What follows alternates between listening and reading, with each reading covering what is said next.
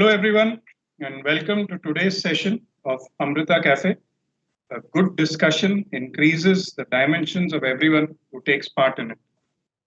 I'm Dr. Shoury Kuttappa, and I'm a counselor with Amrita Institutions. The education system is experiencing some anxious moments as ambiguity prevails across the nation.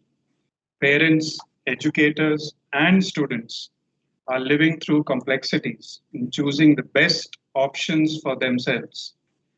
At Amrita Vishwa Vidyapeetham, we aspire to join hands with institutions and educators to provide value based education and mold the character of the younger generation through a system of wholesome learning so that their earnest endeavor to achieve progress and prosperity in life is matched by an ardent desire to extend selfless service to society, one complementing the other.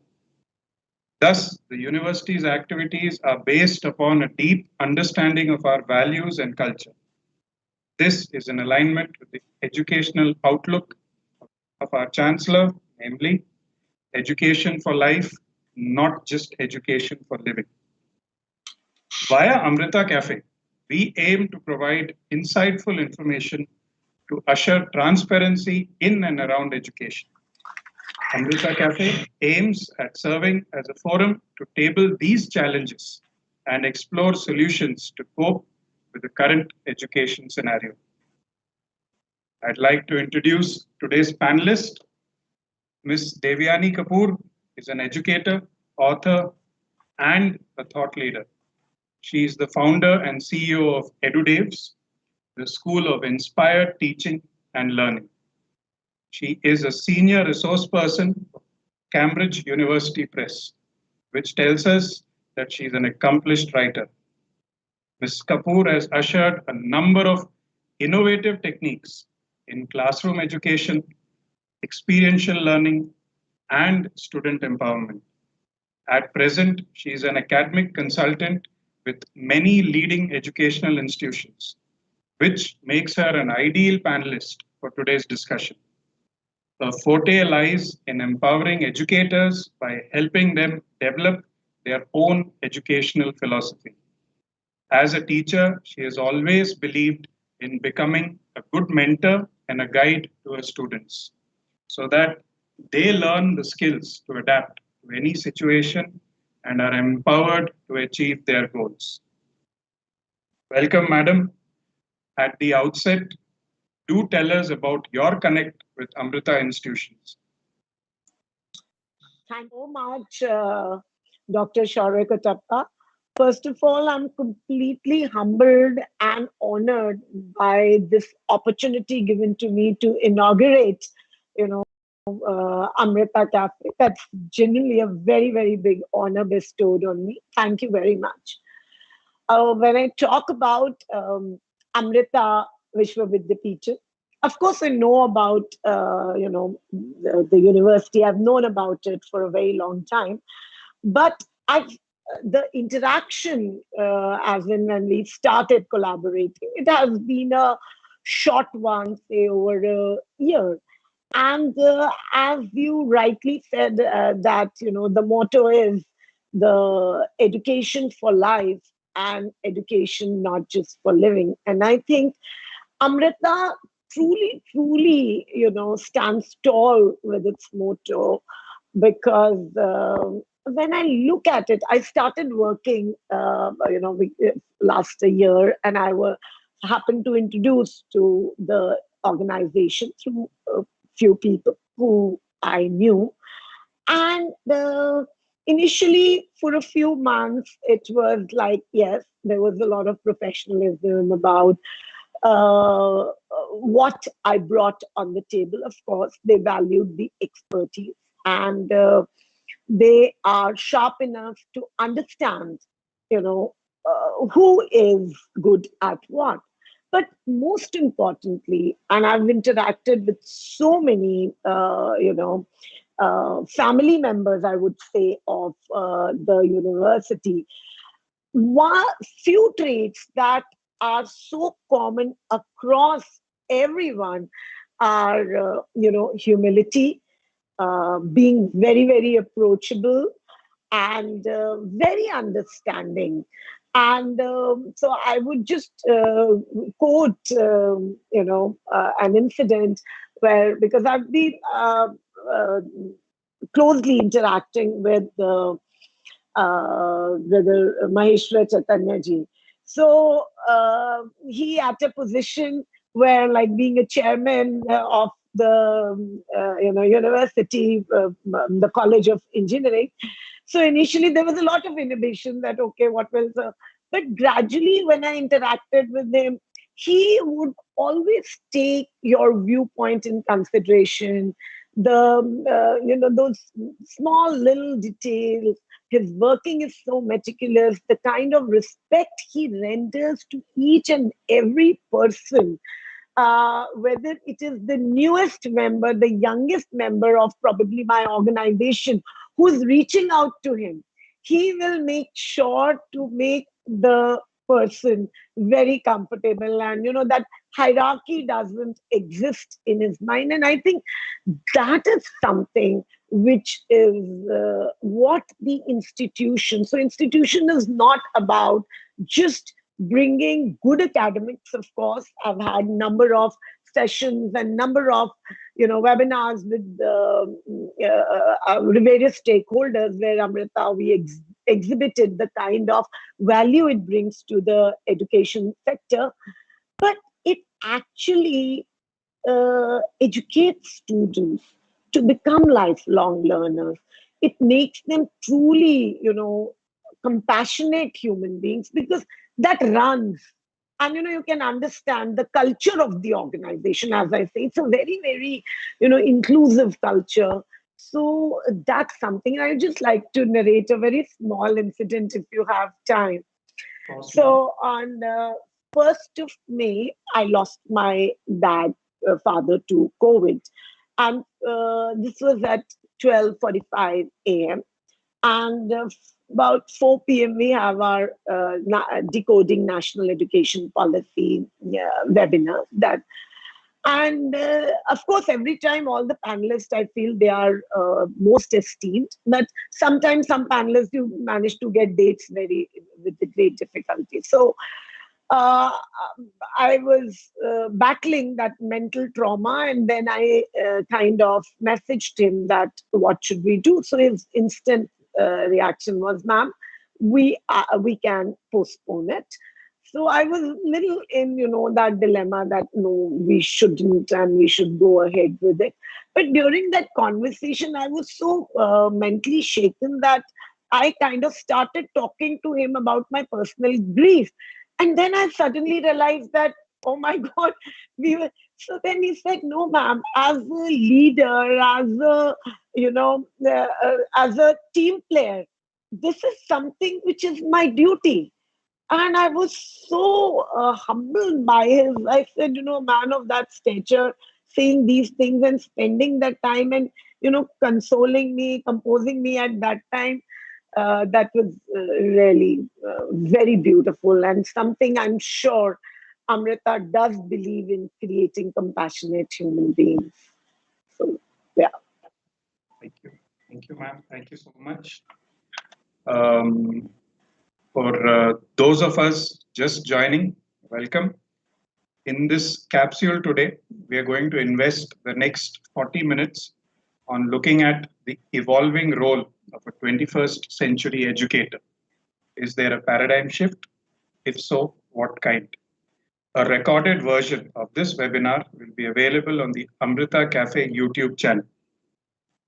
We would love to have your queries on the topic. You're welcome to share your perspectives as well for discussion as the session unfolds. Based on the time at hand, we will endeavor to include as many of these queries as possible. Please do include your names as well. Ma'am, learning and innovation, they say, go hand in hand. The arrogance of success is to think that we did what we did yesterday will be sufficient for tomorrow. Is there a paradigm shift in the role of the educator? Ms. Kapoor, how do you perceive it? I would like to honestly, when you all sent me this uh, theme, and I was thinking that, I was, of course, I've been in the profession now for nearly 3 decades, and I've seen a major transition. So when I was introspecting and reflecting on my own journey, I actually felt that yes, the role has evolved. There has been a paradigm shift, and I would, if I'm permitted, I would like to take it through my own journey. Probably the audience will be able to relate that what is the beauty of being an educator. So I came from you know college which is known for producing the best and the ace civil servants in the country, St. Stephen's College. So I'm an alumna of that college. So that was a dream which I had nurtured since I ever started, like probably from class 9 or 10. And so when I stepped into, this magnificent institution, the only dream was to crack. And and I realized that I was a decently good student, so I felt that yes, it wouldn't be difficult. But as luck would have it, for whatever reasons, I did not even appear for the civils, not even once. And in between, I got married, and so sometimes your life takes a very different shape altogether. And so while I was contemplating to take another attempt, or so I said, okay, I joined B.Ed, I did B.Ed, and then I kind of what do you say completed, and I got this offer to join as an educator. And the to pass this kind of a time, let me just be around. So that I felt I entered into the profession completely by default. And those were the days, Dr. Kuttappa. They were there was a lot of rigidity, hierarchy, very traditional, very Macaulayan system. And the chalk and talk kind of, approach was there. And every day was a day when I felt that, okay, it was a dilemma which I faced, that I need to quit this. But it did not happen. And I was really, I used to go to the school with a very heavy heart, because, I've been grown up that, either teaching is good if you want to balance your work and life, or if people who cannot do anything else, to teacher to sab ban jate hai, the kind of thing, ke master. So that's where I want to, like, kind of thing. So with this kind of a thing, I entered. I didn't like it. The only thing that enticed me and that probably kept me going was the moments when I was in the classroom. And that was my high point, because there was nothing between me and my students. And believing that education is not about a right or a wrong answer. It's definitely not about a position and about ranking. That was my belief when I stepped into an institution which was completely traditional. And for me, it was just, the purpose was to create thinking. And believe me, this is not something that I'm saying to say for the show. Thinking and compassionate human beings. And there was often a lot of discussion. And, when discussions happen, there is a level of chaos. And there is a lot of beauty, you see, in chaos as well. But, every time I was after the class called, okay, ma'am, there is a lot of indiscipline in your class. And I was wondering, where is the indiscipline? I mean, the only thing was that I wasn't reading the textbook and my students were not quiet, because there was a lot of interaction, there was a lot of discussions. And honestly, being a social science teacher, it gave me a lot of scope to talk about cultures, to talk about gender. And so that's how and when I did get some time, I taught too, because for us, I was trying to teach them lessons of life. So once they learned that, for them, the textbook lessons were cakewalk. But then the problem was rote learning and reproducing the answer. That is where, we look at when you talk about. So education, has taken a great leap from education 4.1 to we are at a point where we are 4.0 to we are at a point where we are in education, say 4 point from we see that this shift is not a shift in India. It has its bearing in the developments. The roots lie in the developments which have been taking, a process has been undergoing, which has led to the creation of a new world order. This new world order has a certain demand. It requires the individuals, the netizens, to be honed in certain skills. And those skills then become the survival skills. So they are not the skills that you need to teach and reproduce in the examination and get. It's not about that. These are now become, and that I want to convey to all the educators who are seeing, they are surviving skills. There has to be critical thinking. So much is development is happening ever since education has become, the creator of a knowledge society. There is a lot of responsibility. So skills like critical thinking, skills like problem solving, because you can't predict what kind of a problems you're going to face. So just before we were entering, suddenly we realized that we were not able to, log into Teams. And so the whole team was juggling with, okay, what to do? Let's get another laptop. You don't give up. This is a small thing. Then very important is communication. If you don't communicate and communicate effectively, that's a very important skill in 21st century, because you need to exhibit what you have in you, what you are capable of.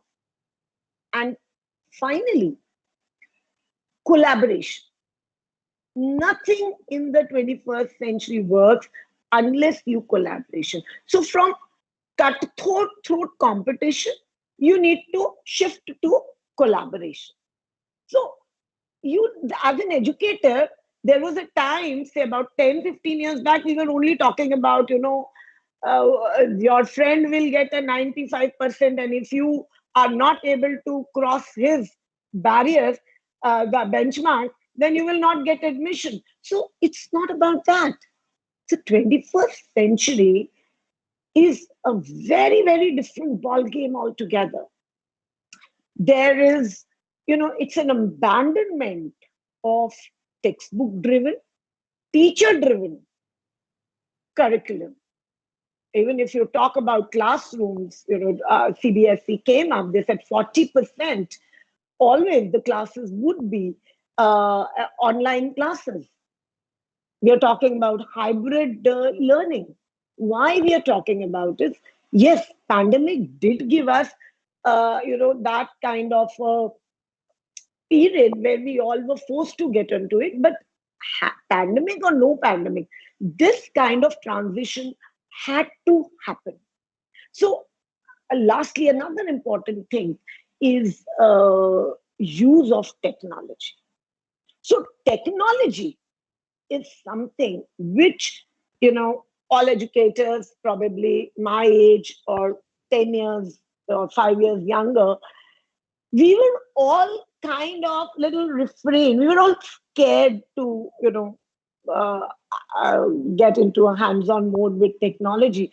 But the kind of demonstration which the shift that has been demonstrated by the educators, it is commendable.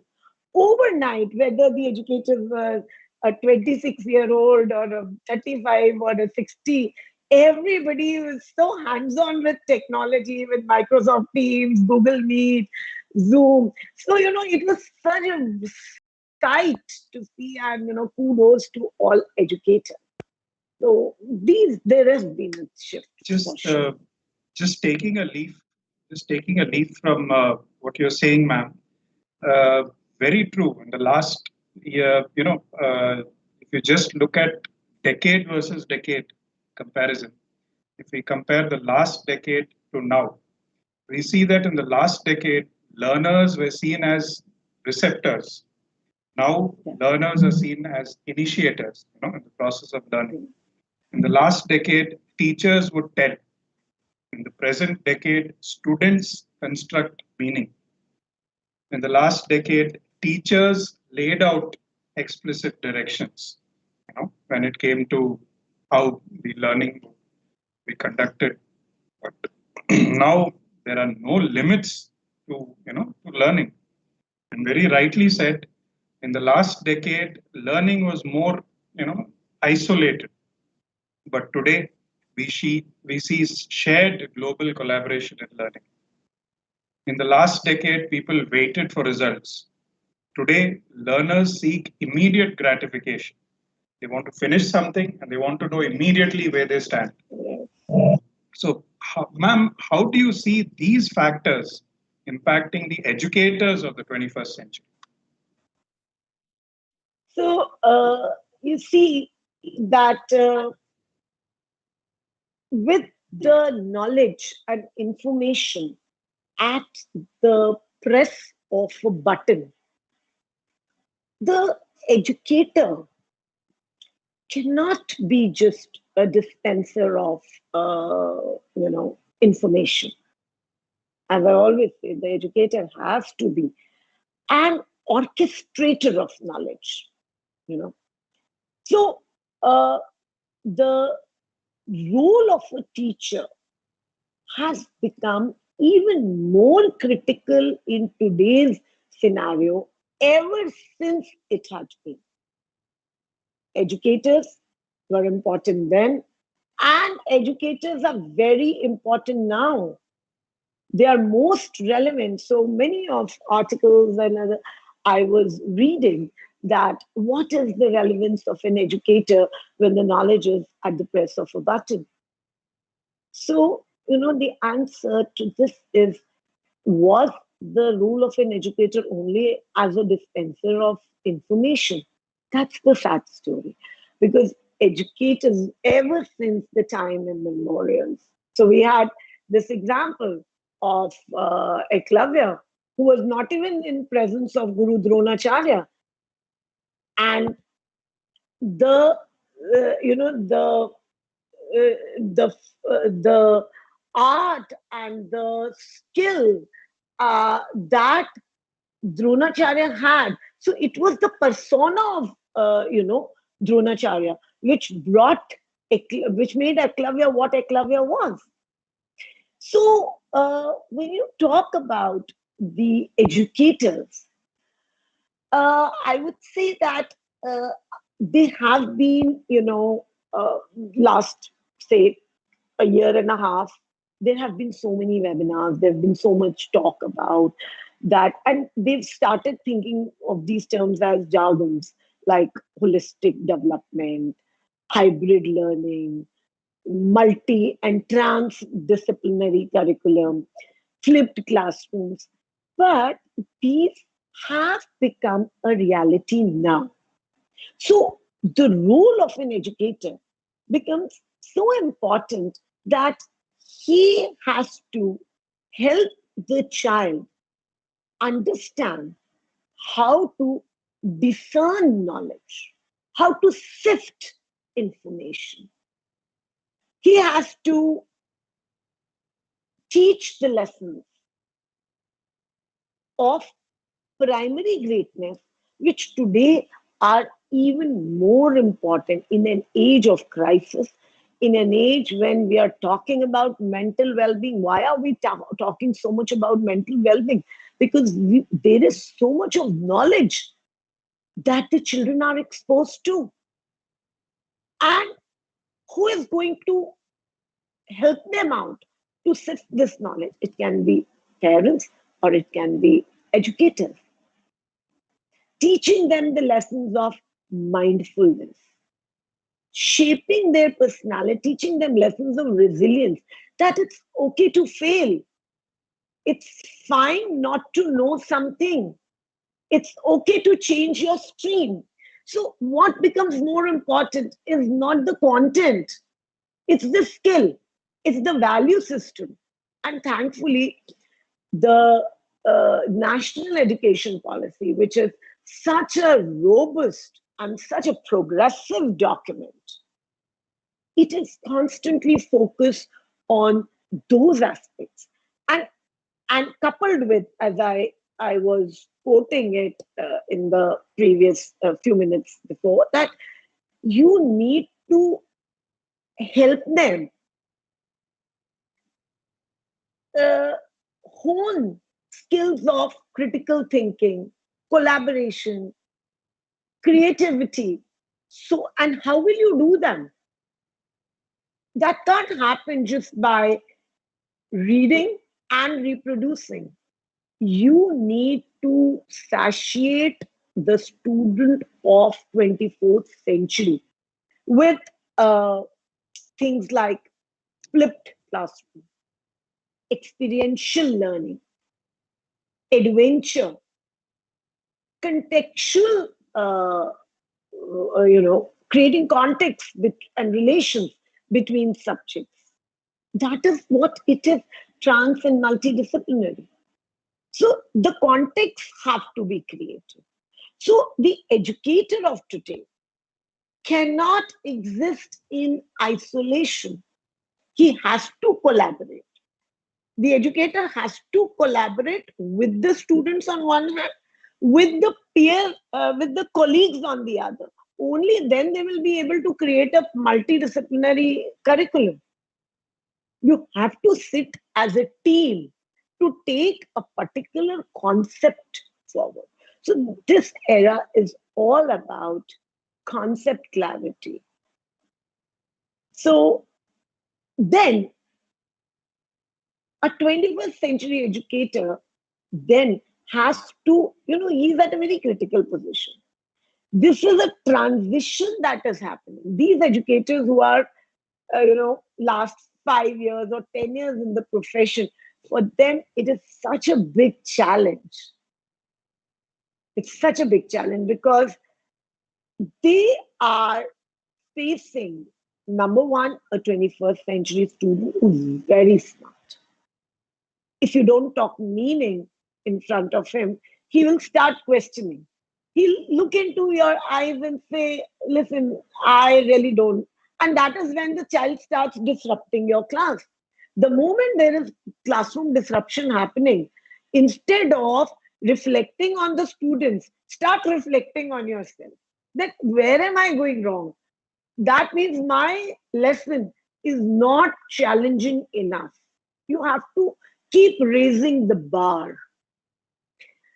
So, for all this, what is important is that the educator needs to constantly upskill himself. So the skills which he already had till date, it was domain knowledge and it was classroom management, which was something which we were looking at. That okay, child psychology, we felt that yes, we'll be able to handle. But now the problem is your domain knowledge is not about the how much content you know. You will not be knowing, you might not be knowing enough of content that your some of the student might be knowing, because they are constantly interacting with their gadgets. They get the information faster. Very So true, ma'am. then, Very true. Very true. yeah, Um, just adding on to the role yeah. of the role of the educators and all. Very I was very drawn towards when you brought in how the ancient education system actually worked, in India, right from the time of the Gurukulams, and then how it has slowly evolved over the years. Ma'am, the role of a teacher, like you said, is to create the conditions for intervention, rather than providing ready-made knowledge. And we've seen numerous evidences of this. We've shared examples also from our earlier education systems in India, be it the Gurukulams, etc. In the 21st century, however, the roles of a teacher have to be evenly distributed amongst being the controller, being the prompter, being the resource, being the assessor, the organizer, and the participant. So, ma'am, which of these roles do you see as being ignored or forgotten the most nowadays? I would say somewhere uh, what has liquidated last many years is the student teacher relationship.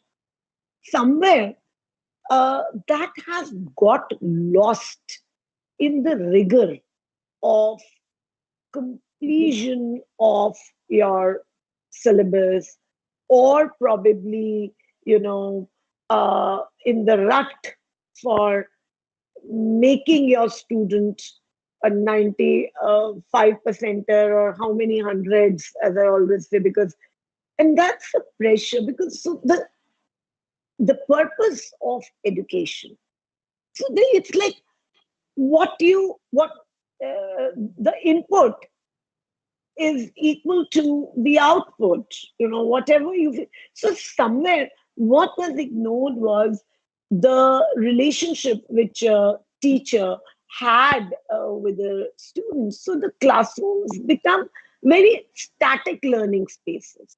They need to be active learning hubs. The educators need to constantly not just be there and focused on, say, imparting of knowledge and ensuring their students acing the exams. They should constantly be teaching them the lessons of life, the lessons of being mindful, the lessons of accountability, the lessons of resilience. Once the child is accountable to his space, to his work, to his performance, the half of the work is, half of your problems are taken care of. And so you will not have these constant, because if, most of the schools, and actually I'm also writing a book which say Humming Classrooms and Notorious Corridors. And that is the book both for educators and students, where it talks so much about classroom management. So I always say there are no set recipes for classrooms. What is required is uh, that they need to have a one-on-one bond with each and every student of their class. They need to strike that relationship, which somewhere the virtual teaching, suddenly, because they were working also on, putting their hands on uh, um, trying to get a hang of technology. So this further got lost. So this aspect of classroom management, in fact, I don't even like this word classroom management. Why should you even manage a class? Who are you to manage the class? Create those environment. Provide your students with such challenging situations, robust curriculum, and higher order assignments. And then, yes, one more thing is where, as your question said, that what is ignored is that differential teaching learning strategies have to be adopted now in the classrooms. We've been talking about it like jargons because we were reading about them in the articles, but now it's not about one size fits all. So there'll be different levels of students, a bunch of 30, 40 students who are each is different from the other. So an apple is not equal to an orange. How will you provide the same worksheet or the same kind of activity to uh, the child? Another thing, the child is already facing so much of crisis and pressure outside the classroom, and actually nobody is looking after that. And that is why suddenly, if you look at every second organization is, they are capitalizing on, sometimes I feel very bad, they are capitalizing on the mental crisis, the emotional crisis that is going on. It's because we educators fail to be the right kind of counselors. We fail to look into the social and emotional background and psyche of the child. We, suddenly there's so much of talk about schools that, we have a trajectory. We can trace the child's performance from class 5 to class 7 to class 8, 10th or 12th. And so we have a good, the entire data analyzed. तो फिर बच्चे suicide क्यों कर रहे हैं? फिर आपकी class में why is there so much of bullyism, so much of disruption in the class? And here, ma'am, I'd really like to open that a little more. I was just reading your article, and again, when you spoke about the requirement for differential teaching and the art of counseling, they say that the illiterate of the 21st century will not be those who cannot read and write, but those who cannot learn, unlearn, and relearn.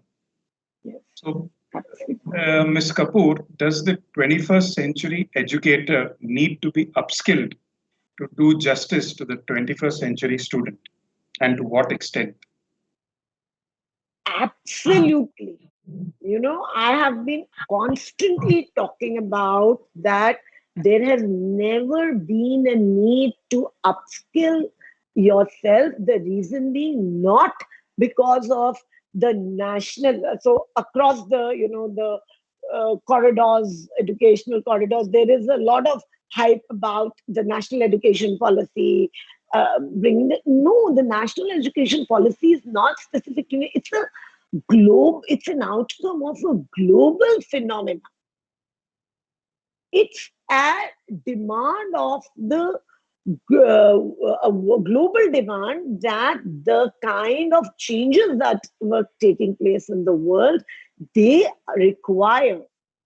So now, if the upskilling of educators, is so important, because unless they are aware of how am I going to create a trans or a multidisciplinary curriculum, because they've been only used to, creating their own lesson plans and creating, but now they need to sit together as a team and integrate the learning. For that, they need a formal kind of training. So, what happens is that they take their BEds and the degrees, and then these young educators hurriedly, walk into the class, and they start implementing their theoretical knowledge of pedagogy, domain knowledge, classroom management. And suddenly they realize that all these theories fall flat, and they succumb to the classroom situations they are unable to handle. So in our times, that okay, ma'am, this child or this I'm not able to. We used to rely a lot on the peer advice, class staff rooms, how it would happen, or probably we would go back to our own, times and memories, see how our teacher reacted to a situation. So our teacher said, if you are not performing, then probably your parents will be called, or she'll make the child stand and kind of in front of the whole class. But today you cannot do that. What if you do and your child commits something which is not right? Yes. So your skills have to be such. So then technology, they need to get that kind of a training where they can use technology to the optimum uh, level. For example, now art integration. So the national education policy puts the post-scholastic and scholastic on equity. So that means the art educators have to play a very, very critical role. They will not now be relegated to, becoming alive during the annual days, or probably relegated to taking substitutions. No, they have to be very actively participate in planning. So all this will require uh, training and upskilling. And I must also want to, give a piece of advice to the educators, that they should not be relying just on and waiting for the institution to plan, what do you say, trainings for them. It is about your developing your own skills, enhancing your skills, because there will be times when, if you're not able to perform in the 21st century classroom, your management might just say thank you so much, because uh, what your need is. Today, it's not about there are one kind of workshops which are planned, the resource person comes and they take that workshop, and today you need to identify again. Teachers are, so the differential teaching learning, which is applicable to the students, is applicable to the educators too. So each educator's needs are very different. So I will completely promote, the educators need to constantly evolve and constantly Yes. undertake training. Yeah. Thank you, ma'am. Yes. Uh, Rightly highlighted the need for constant self-development, and yeah, towards the end of our discussion, I thought to quickly summarize a couple of points that we tried to highlight in the last half an hour. One, I think the changing paradigm towards cognitive activation, you know, um, helping students find a solution rather than actually just giving the solution out to them. Number two, we spoke a lot on learning design and its rise as a separate entity, how technology plays its part in this, how teachers have to, understand differential teaching strategies, and so on and so forth. Thirdly, ma'am, as you highlighted, educators seen as creators and conductors of creativity. I think with that, we'll close today's discussion. As mentioned earlier, Amrita Cafe's aim is to serve as a forum to table challenges and explore solutions to cope with the current education scenario. Please do write to us at Amrita. Contact details have been made available.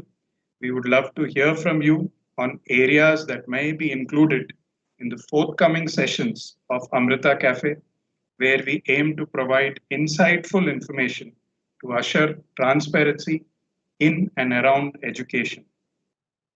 I'd like to close the forum by thanking all of you for your presence and views, which will be compiled. Ms. Kapoor, thank you for being with us today at Amrita Cafe to share insights. Your presence has made the evening even more richer. I would also like to highlight the efforts of the team behind Amrita Cafe, Megha, Sakshi, Nija, and Kiran, who have made things possible and seamless today. Thank you and have a good day. Thank you so much. Thank you so much. Thank you, ma'am.